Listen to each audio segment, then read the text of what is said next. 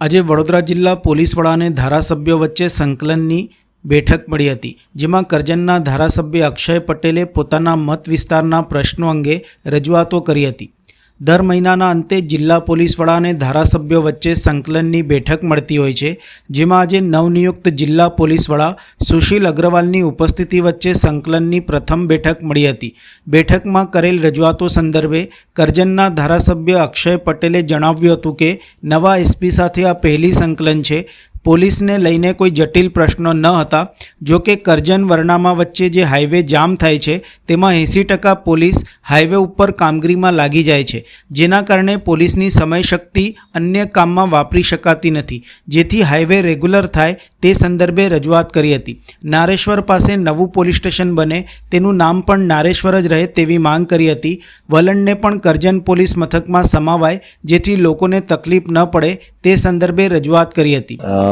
પહેલી વખત આ નવા એસપી સાહેબ બદલાઈને આવ્યા છે અને પહેલી અમારી જિલ્લા સંકલનની એસપી મિટિંગની અંદર અમે બધા હું ને શૈલેષભાઈ ને જિલ્લા પંચાયતના પ્રમુખશ્રી હાજર હતા અને અમારા કોઈક પોલીસના કોઈ જટિલ પ્રશ્નો નહોતા, પરંતુ હાઈવે જામ થાય છે ત્યારે 80% પોલીસ વરનામા અને કરજણ પોલીસ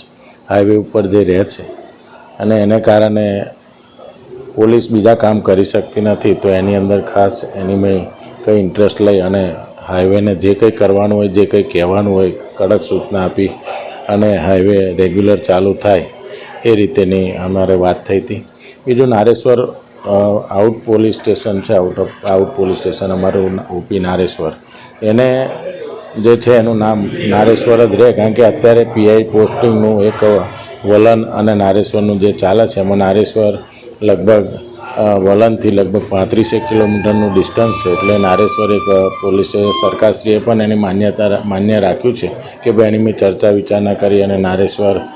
પોલીસ સ્ટેશનની મંજૂરી આપવામાં આવે, અને લગભગ એની પણ ચર્ચા થઈ અને વલણને પણ વ્યવસ્થિત રીતે કરજણની અંદર સમાવેશ થાય કે એમને 35 કિલોમીટર નારેશ્વર ના આવવું પડે એ રીતેની પણ ચર્ચા થઈ। વડોદરા જિલ્લા પોલીસ વડા સુશીલ અગ્રવાલ દ્વારા પણ સંકલન બેઠક સંદર્ભે માહિતી આપી હતી। આજે વડોદરા ગ્રામ્ય એસપી ઓફિસ ખાતે વડોદરા જિલ્લાના ચૂંટાયેલા પ્રતિનિધિ સાથે સંકલનની એક સમીક્ષા બેઠકનું આયોજન કરવામાં આવ્યું હતું। ચૂંટાયેલા પ્રતિનિધિઓના નાના મોટા મુદ્દાઓ જો છે તે બાબતની ચર્ચા થઈ છે અને પોલીસ અને પ્રજાની વચ્ચે કેવી રીતે સમન્વય બનાવીને